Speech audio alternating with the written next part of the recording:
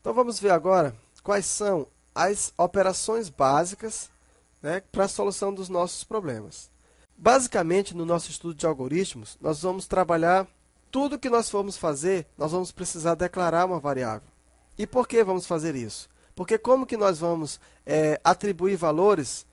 Em que lugar nós vamos guardar, se nós não tivermos variáveis? Então, tudo que formos fazer, nós temos de alguma forma que guardar em algum lugar na memória do computador.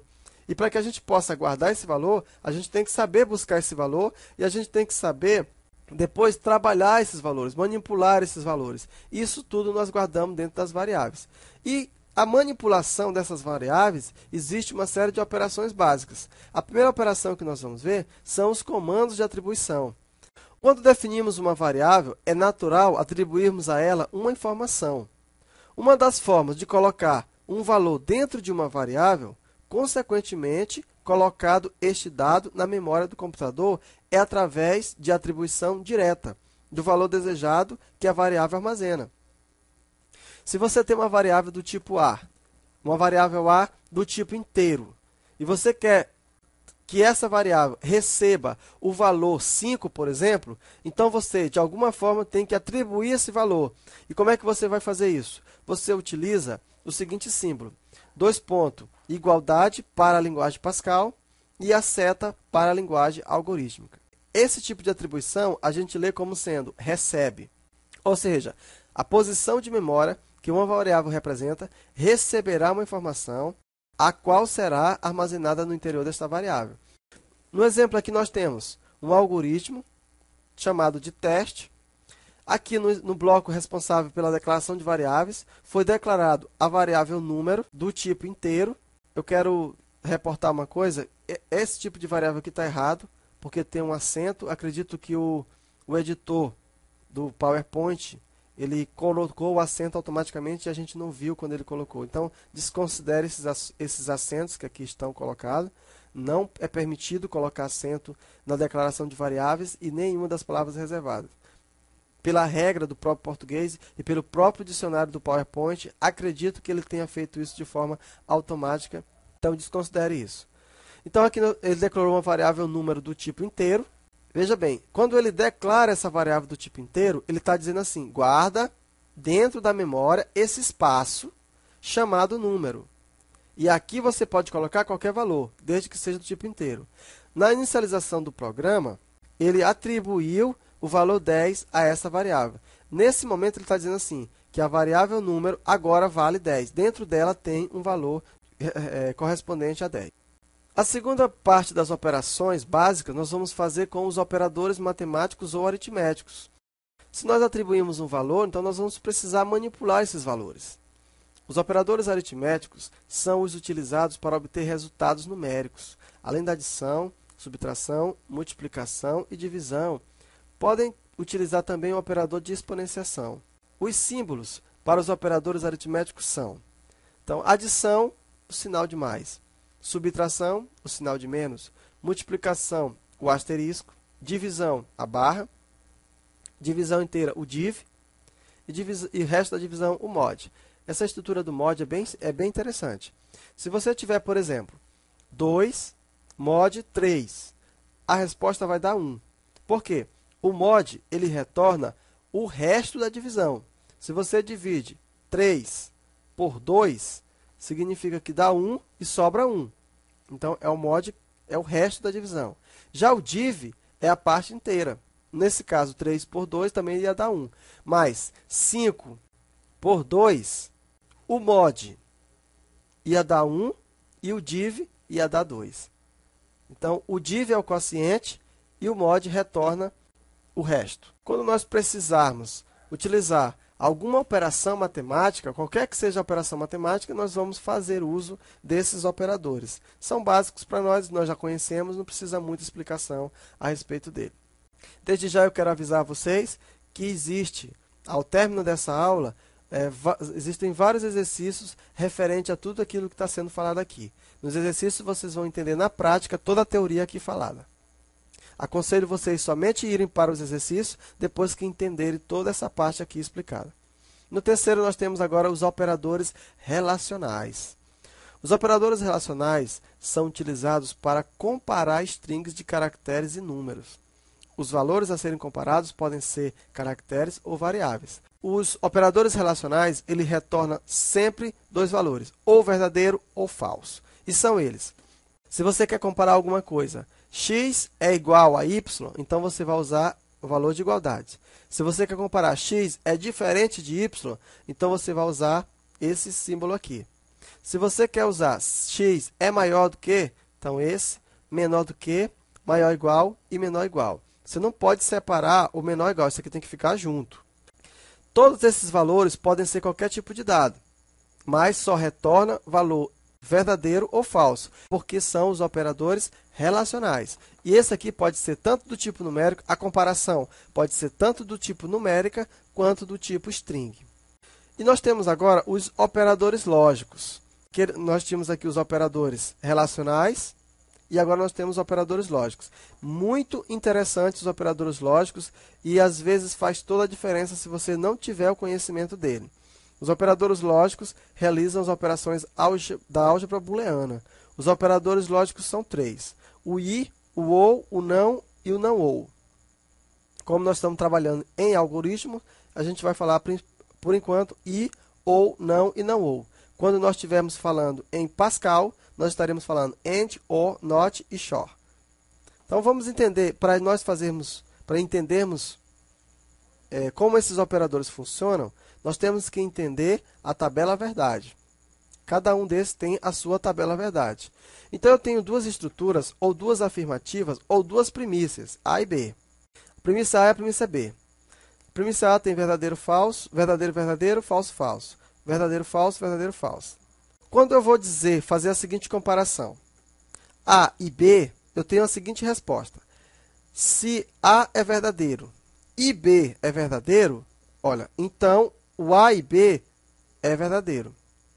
Se A é verdadeiro e B é falso, então eu tenho a resposta é falso. Se A é falso e B é verdadeiro, então A e B vai dar falso. Se A é falso e B é falso, então a resposta vai me dar falso. Conclusão aqui do operador lógico I. Para que a sentença seja verdadeiro, é obrigatório que todas as sentenças sejam verdadeiras. Aqui eu coloquei dois valores, mas poderiam ser 30, 10, quantos forem. Então, na estrutura I, ou no operador lógico I, para que a sentença seja verdadeira, é obrigatório que todas as premissas sejam verdadeiras.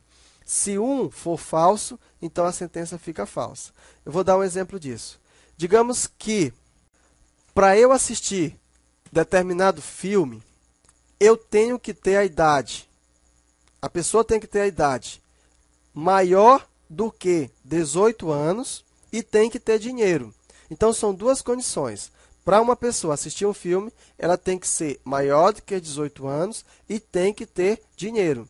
Então, se ela só tiver dinheiro, ela não vai assistir o filme.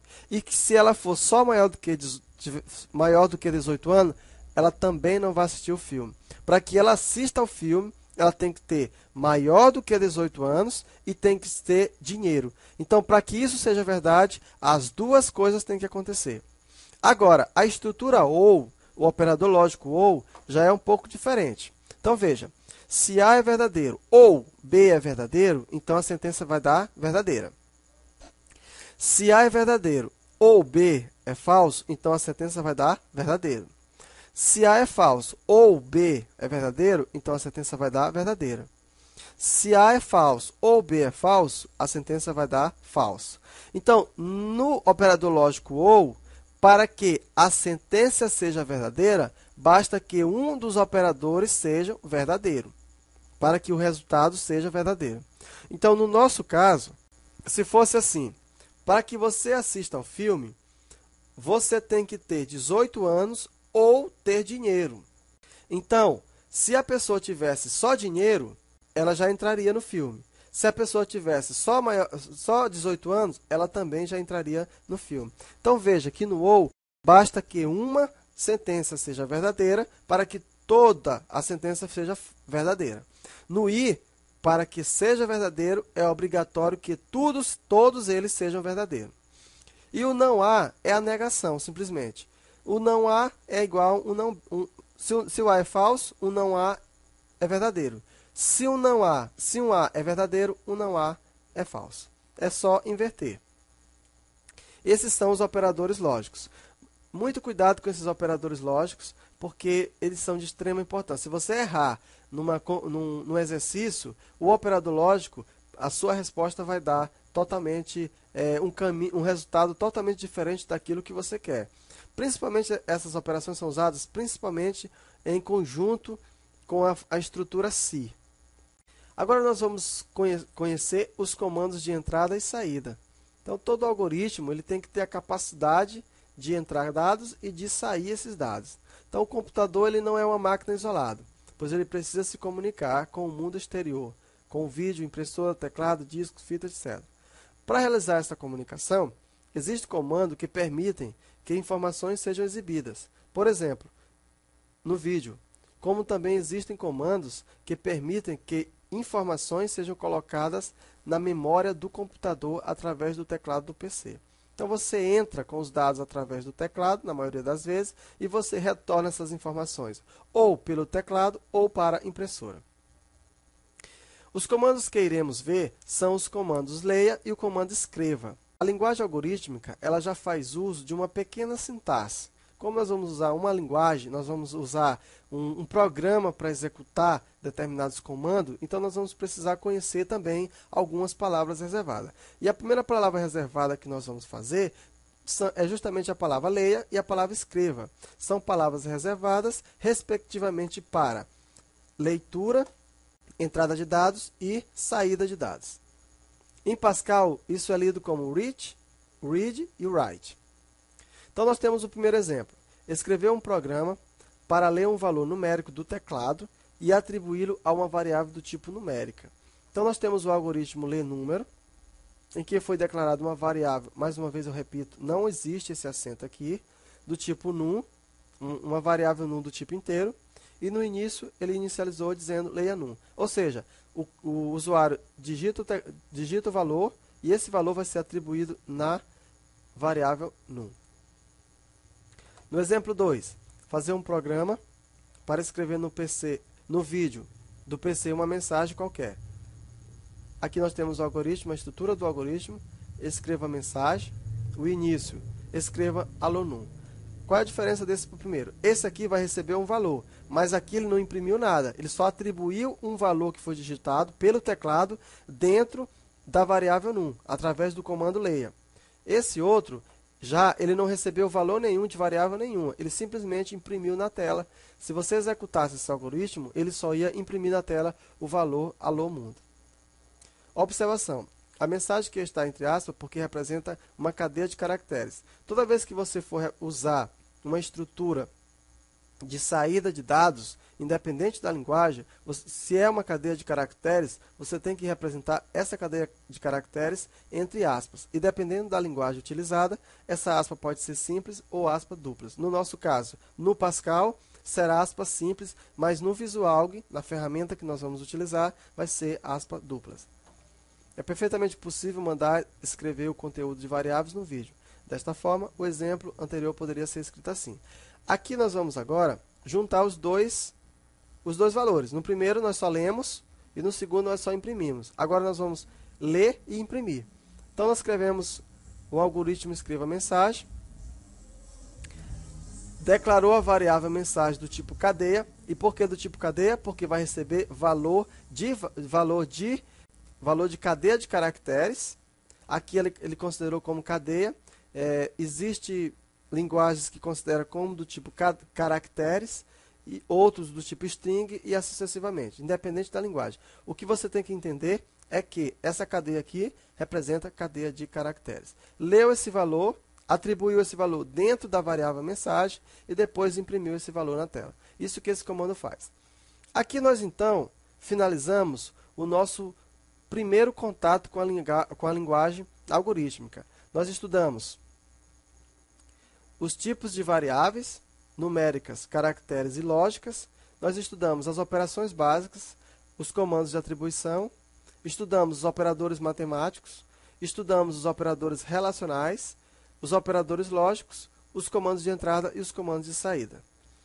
Nesse momento agora, eu sugiro que você assista a aula referente aos exercícios de comandos básicos. Nos exercícios nós vamos utilizar todas essas teorias e vamos colocá-las em prática, através de alguns exercícios em que você já estará programando, utilizando para isso comandos da linguagem algorítmica dentro do interpretador de algoritmo visual. Espero você na próxima aula.